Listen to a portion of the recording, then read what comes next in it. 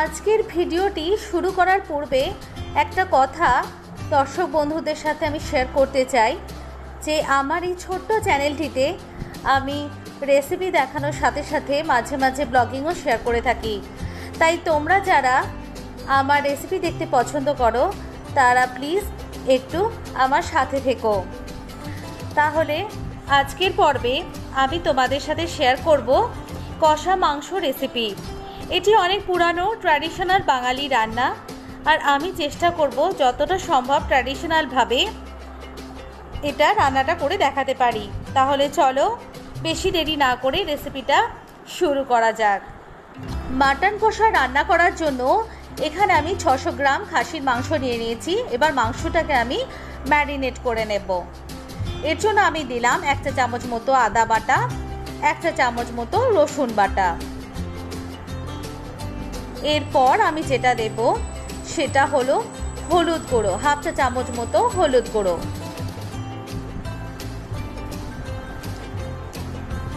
আর দিয়ে দিচ্ছি আমি 1/2 চা চামচ মতো লঙ্কার গুঁড়ো। তবে ঝাল আর নুনটা নিজেদের স্বাদ অনুসারে দিতে হবে, যদিও খাসির মাংস ঝালই হয়ে থাকে। এখানে 4 চামচ মতো টক দই আমি দিয়ে দিলাম। দিয়ে দিচ্ছি নুন, গরম মশলা গুঁড়ো 1/2 চা চামচ মতো দিয়ে দিলাম। আর দিয়ে দিচ্ছি আমি সর্ষের তেল 1 চা চামচ মতো।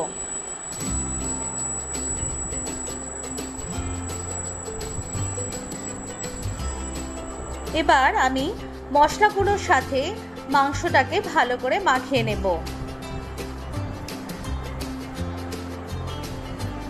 তারপর আমি মাংসটাকে আধ ঘন্টার জন্য ফ্রিজে রেখে দেব।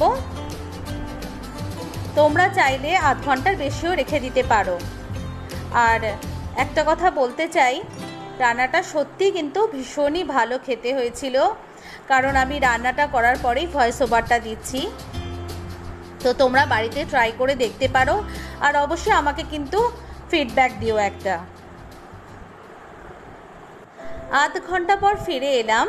এখানে আমি ননস্টিক প্যানে সর্ষের তেল নিয়ে নিয়েছি। এবার আমি ফোড়ন হিসাবে গোটা গরম মশলা দেব,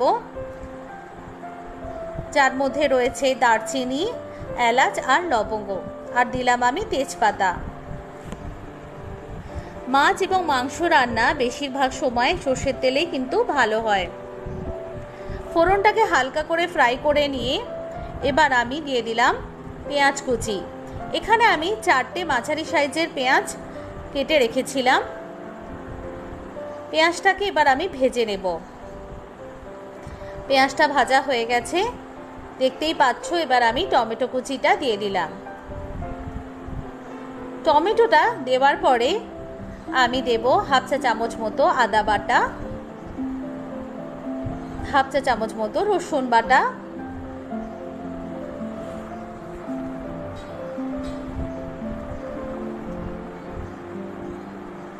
অন্যান্য মশলাগুলো একে একে দিয়ে দিচ্ছি, যার মধ্যে রয়েছে হলুদ গুঁড়ি, লঙ্কার গুঁড়ো,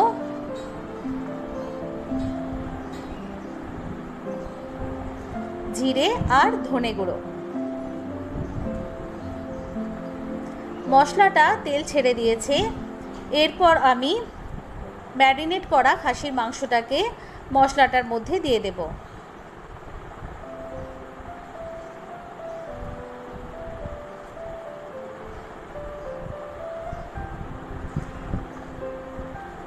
খাসির মাংস যত বেশি কষবে তত বেশি তার টেস্ট হবে, এটা বলাই বাহুল্য। মাংসটাকে আমি অনেকক্ষণ ধরেই কষে নিয়েছিলাম, কিন্তু যেহেতু ভিডিওটা বড় হয়ে যাবে তাই জন্য আমি ভিডিওটাকে একটুখানি ফাস্ট ফরওয়ার্ড করে দিয়েছি। অল্প একটু চিনি দিয়ে দিয়েছি রংটার জন্য। গরম জল আমি দিচ্ছি। আর মাংস রান্নাতে কিন্তু সবসময় গরম জলটাই ব্যবহার করা ভালো।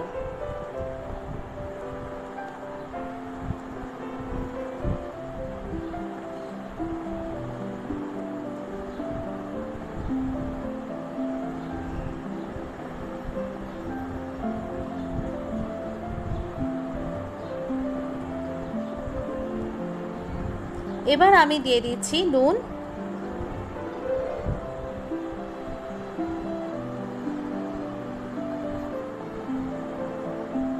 মাংসটাকে আমি একটু প্রেসারে 7-8টা সিটি দিয়ে নিয়েছিলাম, যাতে মাংসটা একটু ভালো সিদ্ধ হয়। প্রেসার থেকে দেখো এখানে আমি আবার ননস্টিক প্যানে ট্রান্সফার করে দিয়েছি, আর দিচ্ছি আমি আবারও গরম মশলা গুঁড়ো। রান্নাটা বাড়িতে একবার ট্রাই করে দেখো, ভীষণ ভালো লাগবে, বিশ্বাস করো, সত্যি বলছি।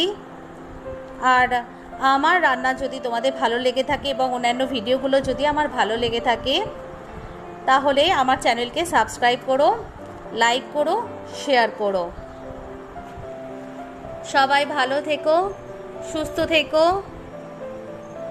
আজকের ভিডিওটা এখানেই শেষ করছি। বাই।